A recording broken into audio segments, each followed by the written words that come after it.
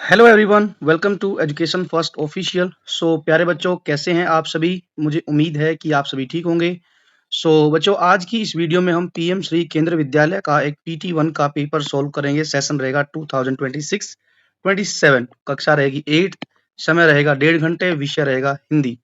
कुल अंक रहेंगे 40। कुछ सामान्य निर्देश दिए गए हैं जिसमें ये कहा गया है कि सभी प्रश्न सॉल्व करना जो है अनिवार्य है। प्रश्नों के उत्तर क्रम अनुसार देने का प्रयास करें और उत्तर लिखते समय हस्तलेख पर विशेष ध्यान दें। हस्तलेख मतलब कि हैंड राइटिंग का आपने विशेष ध्यान रखना है।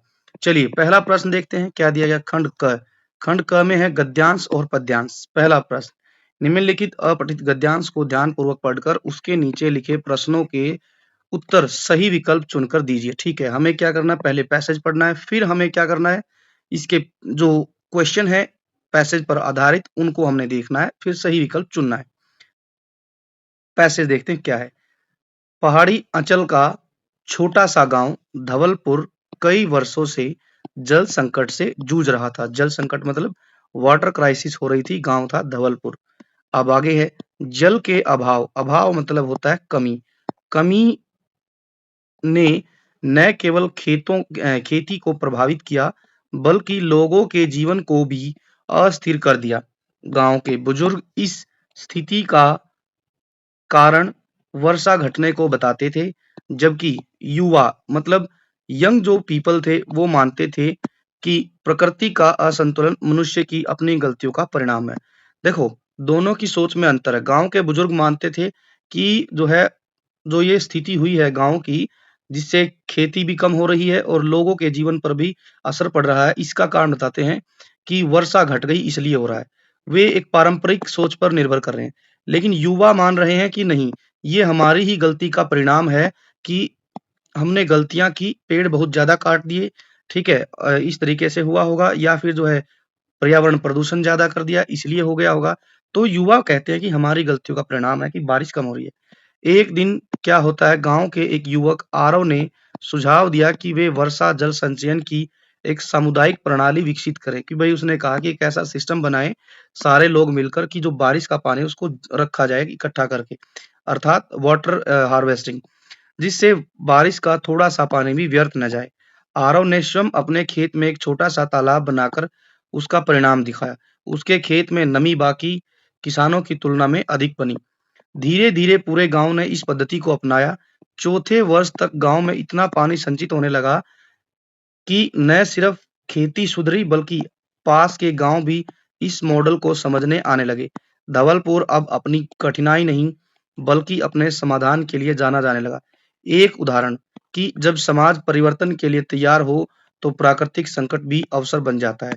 बिल्कुल सही बात है कि जब हम किसी चीज के लिए तैयार हैं तो हमारे सामने फिर चाहे कितनी भी बड़ी चुनौती हो, कितनी भी बड़ी कठिनाई हो, परेशानी हो, जब हम उससे लड़ने के लिए तैयार हैं, हमारे पास एक समस्या के लिए 4-5 जो है उत्तर हैं, तो हम उस समस्या से लड़ सकते हैं। तो ये जो है कहा गया कि प्राकृतिक संकट में भी अवसर बन जाता है ना, आपदा में अवसर जिसको बोलते हैं। पहला प्रश्न है गद्यांश पर आधारित। गद्यांश के अनुसार बुजुर्गों और युवाओं की सोच में मूल अंतर किस चीज का है? बुजुर्ग खेती को महत्व देते थे, युवा शिक्षा को, बुजुर्ग वर्षा को दोषी मानते थे, युवा मानव कार्यों को। यही इसका उत्तर है बच्चों, कि बुजुर्गों का मानना था कि वर्षा का कम होना ही जो है खेती में जो है उपज पैदा नहीं हो पा रही है, खेती जो संकट में आ गई है उसका कारण है वर्षा। लेकिन युवा मानते थे कि नहीं, ये मानव कार्यों का परिणाम है। तो इसका उत्तर ख हो जाएगा। बुजुर्ग गाँव छोड़ने की बात कहीं नहीं कही। बुजुर्ग तालाब बनाना चाहते थे, ये बात भी कहीं नहीं की। तो इसका उत्तर हो जाएगा ख। दूसरा प्रश्न है, आरव के मॉडल को सबसे प्रभावी किस कारण माना गया? क्योंकि भाई रेन वाटर हार्वेस्टिंग में पैसा तो कुछ भी नहीं लगना है। ठीक है, सिर्फ हमने क्या करना है, रेन वाटर को कलेक्ट करना है। यह बहुत महंगा था, तकनीकी रूप से जटिल था। बिल्कुल गलत है ये। इससे केवल उसके खेत में अद्भुत फसल होगी नहीं, इसका मतलब है कि रेन वाटर हार्वेस्टिंग सिस्टम से क्या हुआ कि उसके खेत में लंबे समय तक नमी बनी रही, जिससे क्या हुआ, अन्य किसानों को भी लाभ हुआ। और इसी की वजह से, इस तीसरे उत्तर की वजह से बाकी किसानों ने भी जो वर्षा जल संचयन प्रणाली है उसको अपनाया। ठीक है, तो इसका उत्तर हो जाएगा ग। अब तीसरा प्रश्न है, कि धवलपुर के परिवर्तन का मुख्य कारक क्या रहा? बाहरी गांव की आर्थिक सहायता? नहीं, बिल्कुल गलत। धवलपुर गांव का जो नक्शा बदल गया वो उसका कारण ये था कि एक छोटे से बच्चे या एक युवा बच्चे आरव ने सबसे पहले वर्षा जल संचयन की प्रणाली अपनाई। उसके बाद जो है सब लोगों ने आर्थिक मतलब सामुदायिक प्रयास किया और अपने-अपने खेत के पास गड्ढा बनाया होगा। तो इसका उत्तर हो जाएगा सी। गद्यांश के आधार पर प्राकृतिक संकट भी आपदा में अवसर बन जाता है। इसका मतलब क्या है? इसका उत्तर देंगे हम कठिनाइयाँ जो है मनुष्य को निराश कर देती है, बिल्कुल गलत। संकट मनुष्य को गलत दिशा में नहीं, बिल्कुल गलत। संकट जैसे ही आता है तो समाधान जो है मनुष्य क्या करता है? समाधान खोजता है, ठीक है? निराश होकर नहीं बैठता है, बल्कि यदि समाज मिलकर समाधान खोजे तो संकट में भी इनोवेशन बन जाता है, ठीक है ना? जैसे मोदी जी ने एक बार कहा था कि हमें आपदा में भी अवसर ढूँढना है, ठीक है? तो इसका उत्तर हो जाएगा ग। 5वां प्रश्न है, धवलपुर का वर्णन किस प्रकार माना जा सकता है? केवल भावनात्मक विवरण नहीं, धवलपुर जो विलेज है वो बन जाएगा एक सामाजिक और पर्यावरणीय परिवर्तन का उदाहरण, ठीक है? तो ये जो धवलपुर जो गाँव है, ये सामाजिक परिवर्तन का और पर्यावरण की क्षेत्र में एक बहुत क्रांतिकारी परिवर्तन के रूप में सामने उभर कर आया है। तो इसका उत्तर हो जाएगा ख। अब बढ़ते हैं दूसरा प्रश्न। क्या लिखा है? निम्नलिखित अपठित पद्यांश को ध्यानपूर्वक पढ़िए और फिर हमने सही उत्तर चुनना है। क्या लिखा है? प्रभात है, नई चाह है, कुछ करके दिखलाना है, तज कर जीर्ण शीर्ण कुछ नूतन काम करके दिखाना है। नूतन का मतलब होता है बच्चों, यहाँ पर जो नूतन शब्द दिया गया है, उसका मतलब है नया। जीर्ण शीर्ण का मतलब होता है कि वृद्ध अवस्था, है ना? या पुराना। कई लोग क्या करते हैं कि काम करते तो हैं, लेकिन पुराने ढर्रे पर जो है पकड़े हुए हैं उसको, है ना? पुराने ढर्रे को अपनाते हैं और काम करते हैं। उससे क्या होता है कि काम भी कम होता है और समय भी लगता है। लेकिन जब हम कोई नया तरीका, नया कोई रास्ता खोजते हैं, तो उससे क्या होता है कि काम भी आसान होता है और समय की बचत भी होती है। तो ये यही बताया गया है कि हमने क्या करना है, प्रभात हुई है, सुबह हुई है, अब हमारे अंदर नई चाह है, उमंग है, इच्छा है, अब कुछ नया करके दिखलाना है। भ्रष्टाचार, छल, कपट, द्वेष आगे नहीं बढ़ता है। फुटपाथों पर जो सोते हैं, जो घर दे उन्हें बसाना है, नई उमंग है अंतर मन में, फंसे नहीं रह जाना है, नव वर्ष के स्वागत में यह संकल्प उठाना है, नई राह को पाना है। नए प्रभात में क्या नई चाह है? नए प्रभात में ये नई चाह है कि कुछ नया करके दिखलाना है, तो उत्तर हो जाएगा ग। चलिए आगे है घ के बाद, जीवन में आगे क्या नहीं बढ़ाना है? अरे जीवन में जो है ना तो छल कपट, ना भ्रष्टाचार और ना द्वेष, इन सब से बचना है, बल्कि हमने नया संकल्प उठाना है कि जिनके पास घर नहीं है, जो फुटपाथ पर सोते हैं, उनको हमने घर दिलाना है। ठीक, आगे फुटपाथ पर सोने वालों के लिए हमें क्या करना है? आंखें लाल करनी है, केवल का नहीं नहीं, आंखें लाल नहीं, उनका घर बसाना है। जो लोग फुटपाथ पे सोते हैं, जिनके पास अपना घर नहीं है, ठीक है? तो उसको हमने बसाना है लोगों को, है ना? उजाड़ना नहीं है। अंतर्मन में क्या उमंग है? अंतर्मन में ये उमंग है कि फँसे नहीं रह जाना है, ठीक है? हमें जो है कहीं किसी समस्याओं में उलझ कर नहीं रहना, बल्कि समस्याओं को पार करके आगे बढ़ना। ये यात्रा पर जाना नहीं, आराम करना ये भी गलत। उत्तर हो जाएगा क।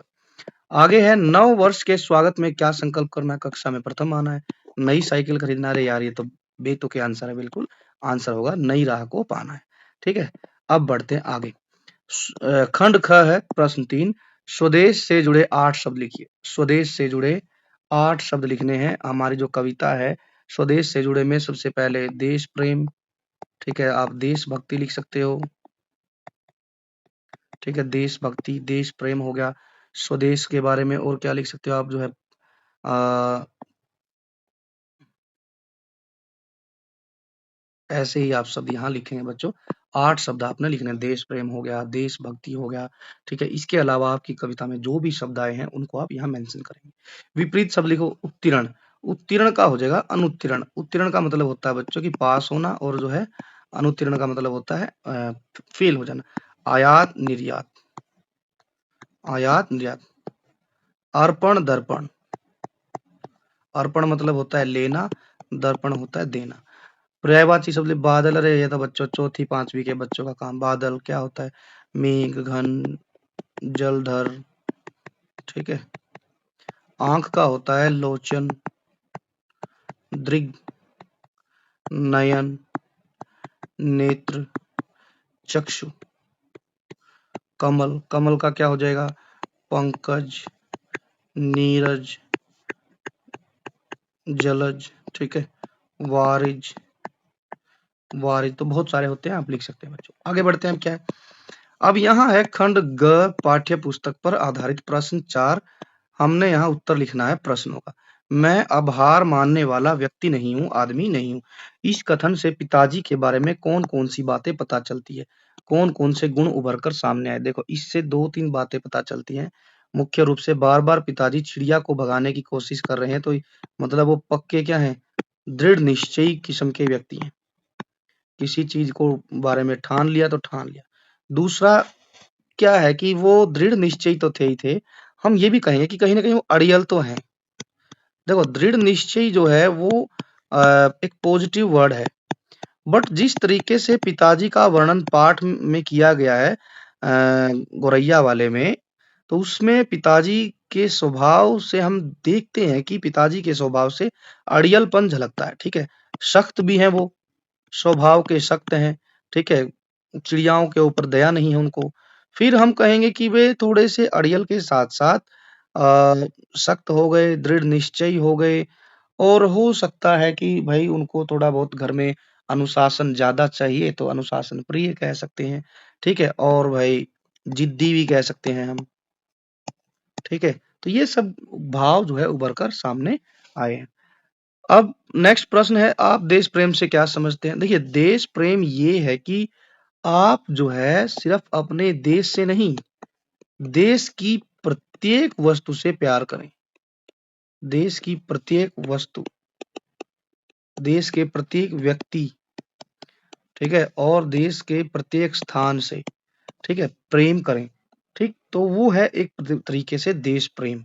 ऊपर-ऊपर से नहीं, आत्मा से प्रेम निकलना चाहिए।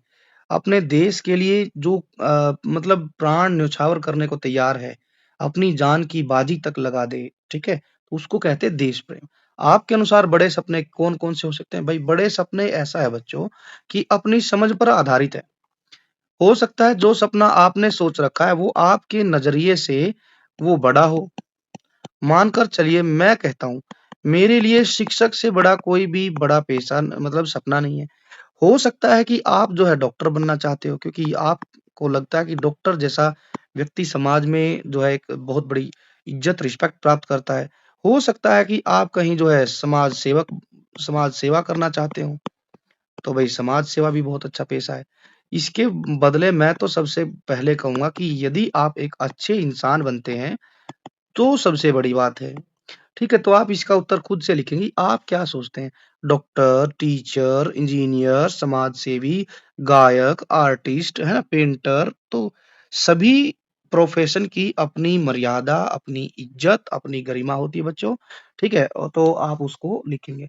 और बड़े सपने इन्हें क्यों कहा गया है? क्योंकि देखो क्या होता है कि एक जगह बच्चों मैंने एक थॉट पढ़ी थी कि सपने देखने वाला व्यक्ति बिना सपने देखने वाला व्यक्ति, है ना, जो है मरा हुआ होता है, ठीक?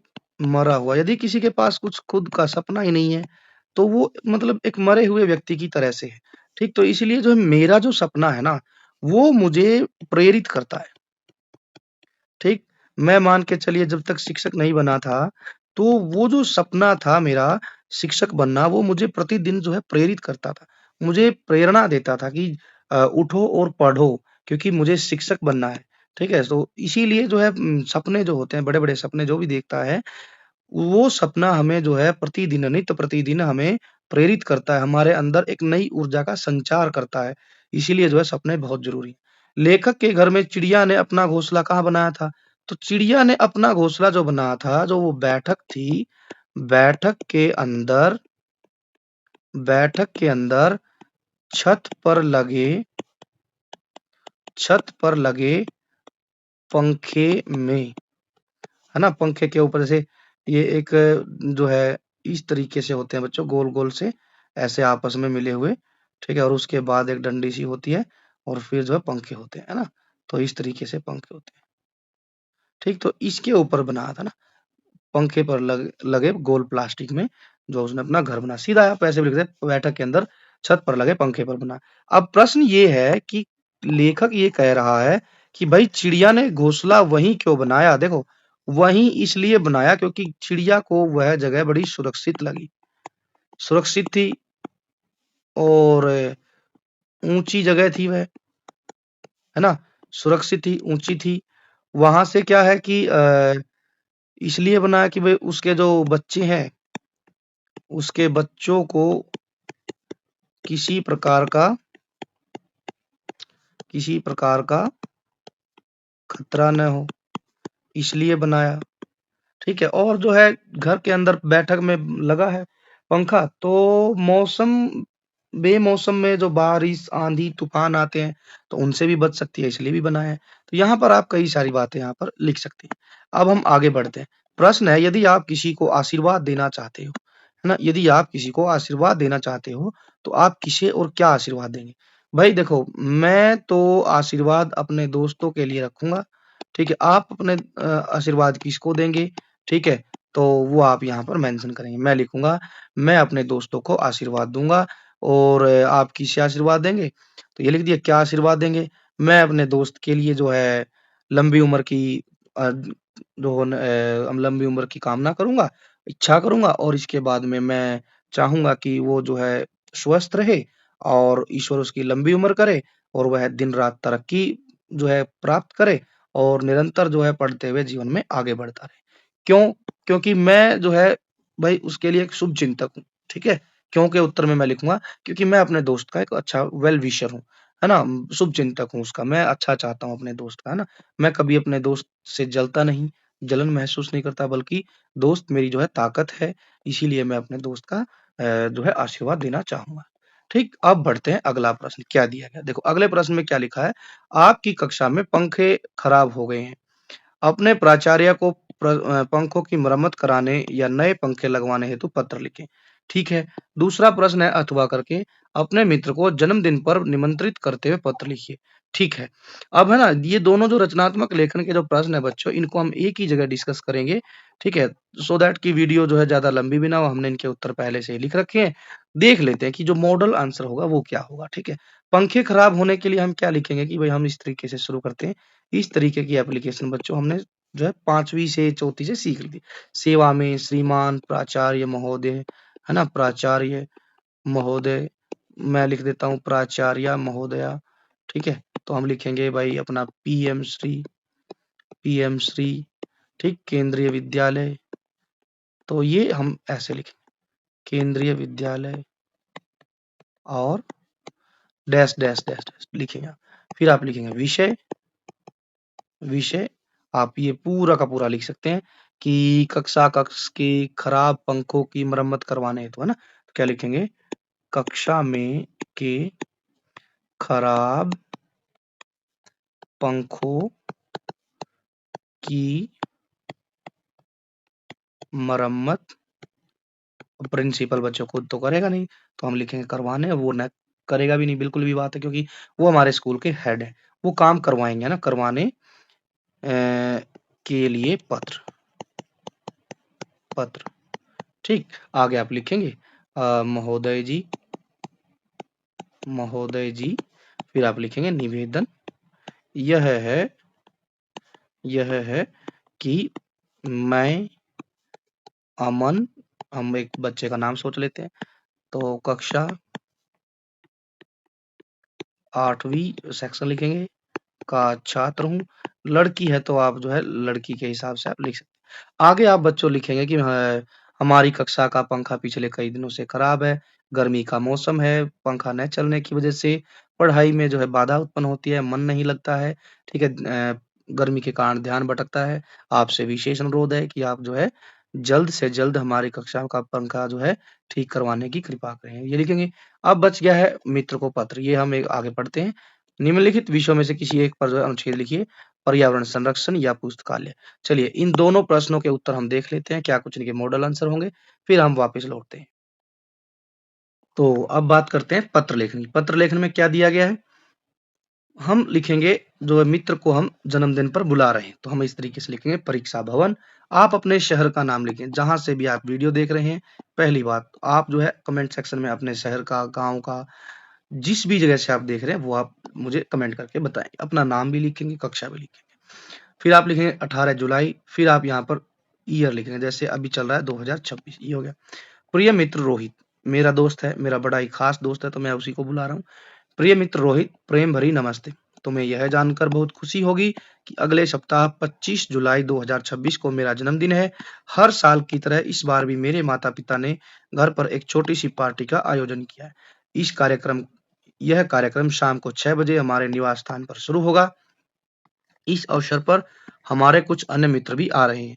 हम सब मिलकर केक काटेंगे, स्वादिष्ट व्यंजनों का आनंद लेंगे, ढेर सारे खेल भी खेलेंगे।